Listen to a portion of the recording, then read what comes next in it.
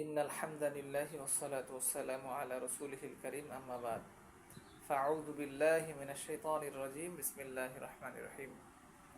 সম্মানিত দর্শকবৃন্দ, সকলকে জানাই অন্তরের অন্তঃস্থল থেকে মোবারকবাদ। আসসালামু আলাইকুম ওয়া রাহমাতুল্লাহ। সবাই ভালো আছেন আশা করি। তো যে বিষয়টা নিয়ে এসেছি, বর্তমান পরিস্থিতি খুবই খারাপের অবস্থায় যাচ্ছে।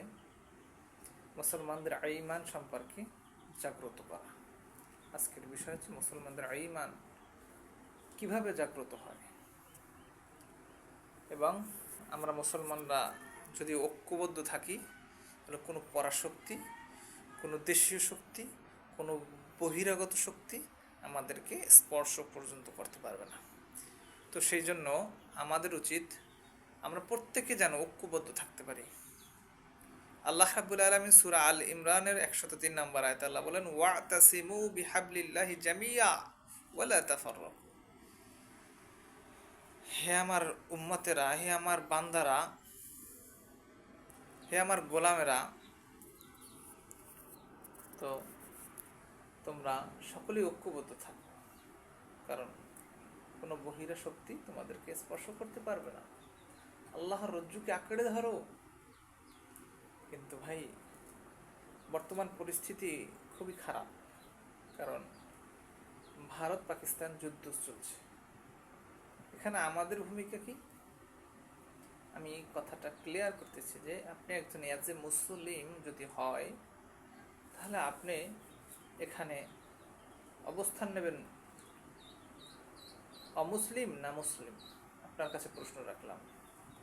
ধরেন আপনার নিজের আপন ভাইদের ভিতরে অনেক জায়গায় দেখা গেছে মারামারি, কোপাকুপি, অমুক সমুক বিভিন্ন রকমের, তার সাথে গ্যাঞ্জাম, ছোট ভাইকে জাগা জমি থেকে বিচ্ছিন্ন করা ইত্যাদি, এমন কোনো খারাপ কাজ নাই সেই ব্যক্তি করে না।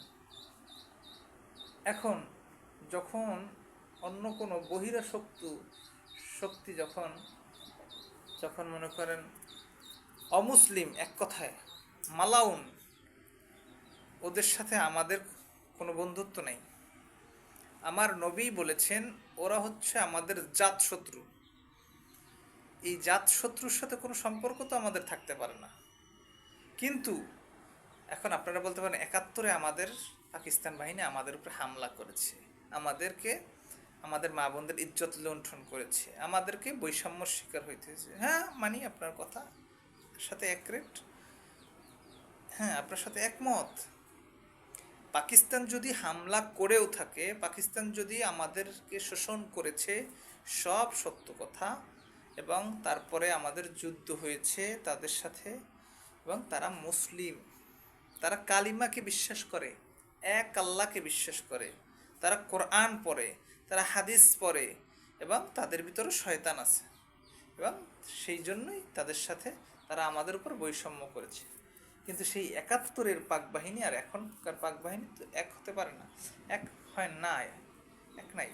আর এক যদি নাও থাকে, তারা মুসলিম, তারা এক আল্লাহকে বিশ্বাস করে।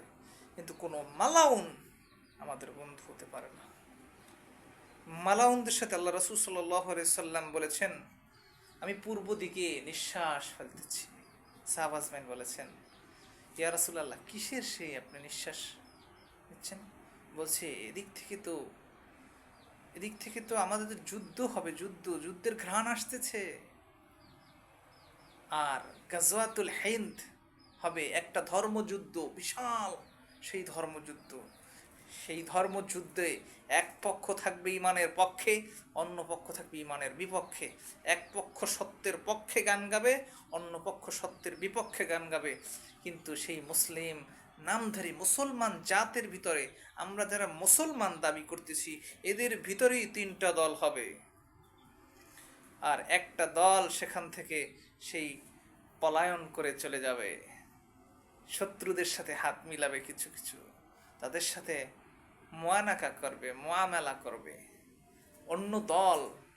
অন্য দল তারা এত পরিমাণ মৃত্যুবরণ করবে মুসলিমরা, যেই তাদের মুসলমানদের হাঁটু সমান, পায়ের গিরা সমান হয়ে যাবে রক্ত, এত পরিমাণ মারা যাবে। কিন্তু বাকি কিছু অংশ আল্লাহ রাব্বুল আলামিন এই মুসলিমদেরকে বাঁচিয়ে রাখবেন, কারণ এই যুদ্ধে মুসলমানরাই বিজয়ী লাভ করবেন। সুবহানাল্লাহ। আর এই বিজয়ের স্বাদ উদযাপন করার জন্য আমার এই মুসলিম ভাইদেরকে আল্লাহ রাব্বুল আলামিন সেদিন বাঁচিয়ে রাখবেন ইনশাআল্লাহ। আর আল্লাহ রাসূল সাল্লাল্লাহু আলাইহি ওয়াসাল্লাম বলেছেন, এই যুদ্ধে মুসলমানরা তোমরা বিশ্বের যে যেখানেই থাকো না কেন তোমরা অংশগ্রহণ করবে, কারণ এটা হচ্ছে আমাদের ধর্মযুদ্ধ।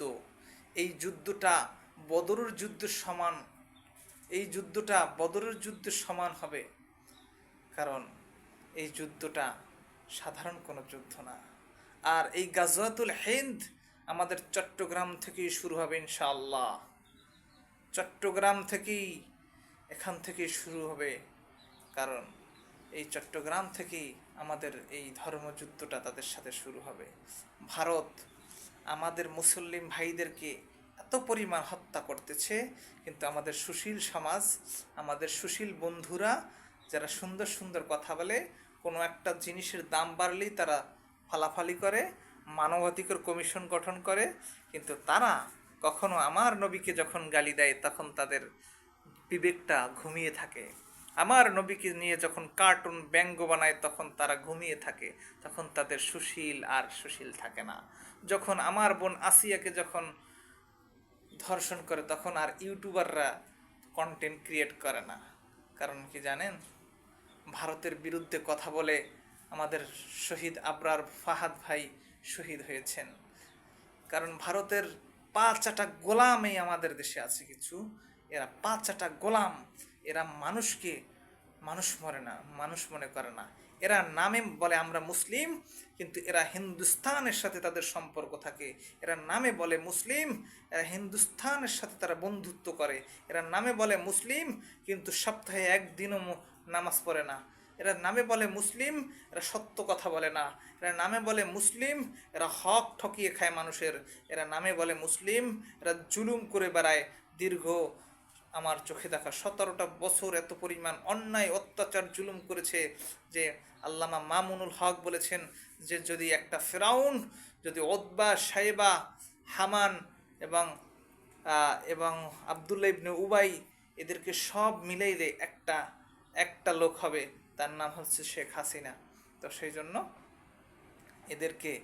এরা হচ্ছে এদের দোসররা,